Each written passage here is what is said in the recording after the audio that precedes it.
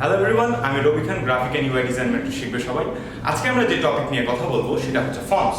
আমাদেরকে ফন্টসের ক্যাটাগরি সম্পর্কে ভালো আইডিয়া থাকতে হয়, কারণ ডিজাইনে যখন আমরা ফন্টস ব্যবহার করে থাকি সেটা যদি ডিজাইনের সাথে না মিলে তাহলে আমাদের ডিজাইন কিন্তু খারাপ হয়ে যায়।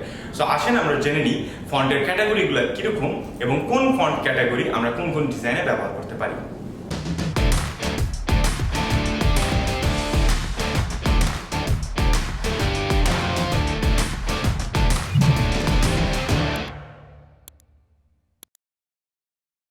ফন্ট ডিজাইনের অন্যতম একটি গুরুত্বপূর্ণ বিষয়।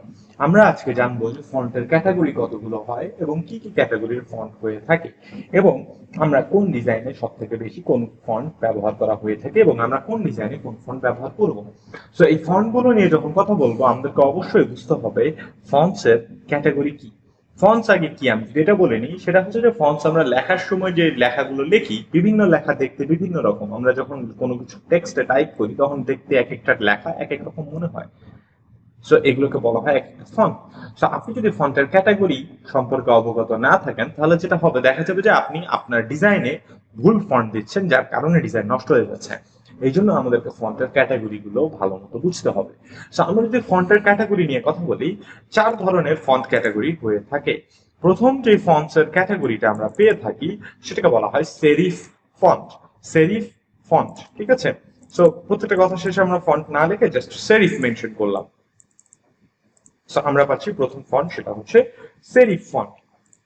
এবার সেরিফ ফন্টের সাথে আমরা আরেকটা ফন্ট পেয়ে যাব যেটা খুবই নামকরা, সেটা হচ্ছে স্যান্স সেরিফ।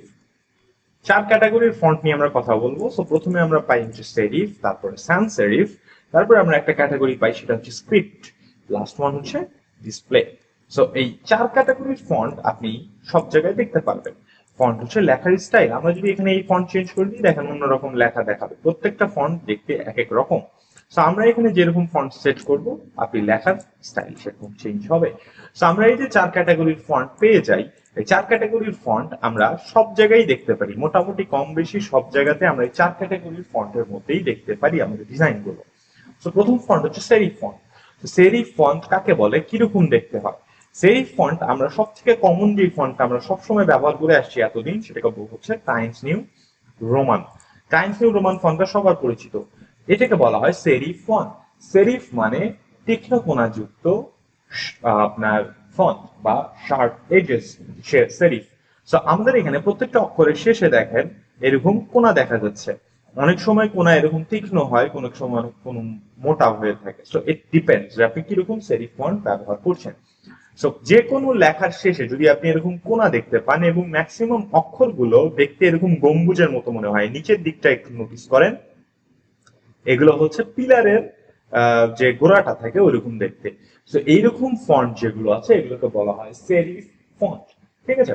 সেরিফ ফন্ট কোনগুলোকে বলে? কোণাযুক্ত অক্ষরগুলো এবং লেখাগুলো দেখতে এই নিচের দিকে দেখতে পিলারের মতো, এই ফন্ট গুলোকে বলা হয় সেরিফ ফন্ট। কোনো কোনো সময় কোণা চিকন হয়, কোনো কোনো সময় কোণাগুলো মোটা হয়, এগুলোকে বলা হবে সেরিফ ফন্ট। এই সেরিফ ফন্ট সব থেকে বেশি ব্যবহার করা হয় প্রিন্ট ডিজাইন, যেমন ধরেন news paper, magazine, brochure, flyer, এসব জায়গায় আপনি এই ফন্ট গুলো বেশি দেখতে পাবেন, কারণ ধরে নেওয়া হয় যে সেরিফ ফন্টের রিডেবিলিটি বা পড়ার ক্ষমতাটা অনেক সহজ।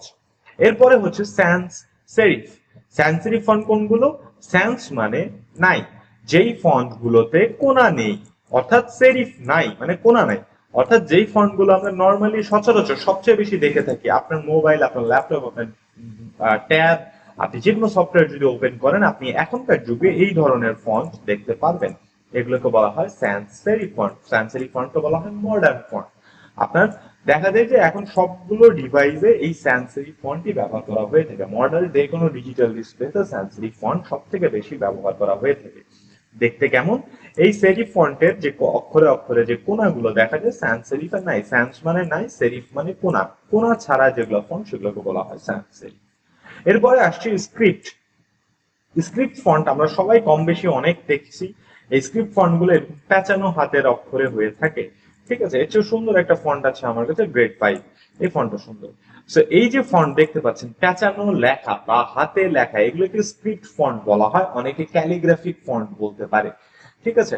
প্যাচায় প্যাচায় লেখাগুলোকে যেগুলো আমরা দেখি, স্পেশালি আমরা এগুলো কই দেখতে পারি, সার্টিফিকেটে দেখতে পারি, ইনভিটেশন কার্ডে দেখতে পারি, বিয়ের দাওয়াতে দেখতে পারি, এইরকম জায়গায় আমরা এই ধরনের লেখা দেখতে পারি। এগুলোকে বলা হয় স্ক্রিপ্ট ফন্ট বা প্যাচানো লেখা। কেউ কেউ হ্যান্ড রিটেন ফন্ট বলে, কেউ কেউ ক্যালিগ্রাফিক ফন্ট বলে, হ্যাঁ, এই ধরনের।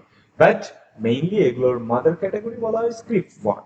এই স্ক্রিপ্ট ফন্ট সাধারণত যে সকল ডিজাইন একটু ফ্যান্সি লুক দেওয়া হয়ে থাকে, সৌন্দর্য বাড়ানোর জন্য এই স্ক্রিপ্ট ফন্ট ব্যবহার করা হয়ে থাকে। সব জায়গায় স্ক্রিপ্ট ফন্ট ব্যবহার করা হয় না, তাহলে দেখতে খারাপ দেখাবে। লাস্ট ওয়ান যেটা আমরা পাই সেটা হচ্ছে ডিসপ্লে ফন্ট। এই ডিসপ্লে ফন্টটা কিরকম? ডিসপ্লে ফন্ট হচ্ছে যেমন এই বেবাস নিউ, এটা সবচেয়ে কমন ডিসপ্লে একটা ফন্ট। এই ডিসপ্লে ফন্টের বৈশিষ্ট্য কিরকম? লেখাগুলো দেখতে বোল্ড এবং বড় হাতের হয়ে থাকে। বোল্ড হবে এবং বড় হাতের অক্ষর বা ক্যাপিটাল লেখা হয়ে থাকে। এই বোল্ড এবং বড় হাতের অক্ষরগুলো যেগুলো ব্যবহার করা হয়ে থাকে ডিজাইনে, সেগুলোকে বলা হয় ডিসপ্লে ফন্ট। এই ডিসপ্লে নাম কেন দেওয়া হয়েছে? এই ডিসপ্লে ফন্ট গুলো ব্যবহার করা হয়ে থাকে শুধু ডিসপ্লেতে, অর্থাৎ যে কোনো কিছু টাইটেল বা হেডিং এ এই লেখাগুলো বড় হাতে বোল্ড করে বড় করে লেখা হয় যাতে চোখে সহজে পড়ে। এগুলো দিয়ে প্যারাগ্রাফ বা ছোট ছোট অক্ষর বা লেখা হয় না। কেন হয় না? কারণ সব বড় হাতের লেখা যদি আপনি ছোট করে লেখেন তাহলে পড়া যাবে না। সো ডিসপ্লে ফন্ট গুলো কোথায় ব্যবহার করা হয়ে থাকে? আমরা দেখতে পারি বিভিন্ন ম্যাগাজিনের কভার পেজ, বিভিন্ন বিলবোর্ডের বড় বড় ব্যানারের এক দুইটা লাইন বা একটা সেন্টেন্স বা একটা ওয়ার্ড বোল্ড করে শোকেস করার জন্য বা বোল্ড করে ফিচার করার জন্য বা চোখে পড়ানোর জন্য এই ধরনের ডিসপ্লে ফন্ট ব্যবহার করা হয়। টাইটেলে সব থেকে বেশি ব্যবহার করা হয়, কারণ টাইটেলটা আমরা আগে দেখাতে চাই বা হাইলাইট করতে চাই। সো আমরা এখানে যে ডিসপ্লে ফন্ট দেখতে পাচ্ছি এটা বেবাস নিউ। এই বেবাস নিউ যে ফন্টটা দেখছেন, এই ফন্টটা সবচেয়ে common, most common font. So এই চার ক্যাটাগরির ফন্ট আমরা ফন্ট ক্যাটাগরির মধ্যে পেয়ে যাব। নরমালি আপনি দেখতে পারবেন, আপনি যে কোনো ডিজাইন এখন দেখলেই চিনতে পারবেন কোনটা কোন ক্যাটাগরির ফন্ট। আপনি যখন ব্যবহার করবেন, আপনি রিলেট করে ব্যবহার করবেন কোথায় কোন ক্যাটাগরির ফন্ট ব্যবহার করলে সব থেকে বেশি মানাবে। কারণ ডিজাইনের অন্যতম গুরুত্বপূর্ণ একটা অংশ হচ্ছে ফন্টস। তো আপনার ফন্টস যদি ঠিক না হয়, ডিজাইনের সিলেকশন যদি ঠিক না হয়, তাহলে ডিজাইন ভালো লাগবে না। প্রত্যেকটা ডিজাইনের জন্য কোন ফন্ট ডিপেন্ড করে সেই ডিজাইনের থিমের উপর এবং কোম্পানির উপর কি ধারার ডিজাইন ফলো করছে তার উপর। ঠিক আছে? তো আশা করি এই ফন্টের ক্যাটাগরিগুলো জানার পরে আপনারা আপনাদের ডিজাইনে পারফেক্ট ফন্ট ব্যবহার করতে পারবেন। আশা করি আমরা যে চারটা ফন্ট ক্যাটাগরি শিখেছি এটা আপনারা ভালো মতো বুঝতে পেরেছেন, এবং এই ফন্ট ক্যাটাগরিগুলো আমরা যদি ঠিকমতো মেনটেন করে ডিজাইনে অ্যাপ্লাই করি তাহলে আমাদের ডিজাইনগুলো যথেষ্ট পরিমাণে সুন্দর হবে। আশা করি আপনাদের ভিডিও টিউটোরিয়ালটা ভালো লেগেছে। সাবস্ক্রাইব করবেন এবং সাথেই থাকবেন।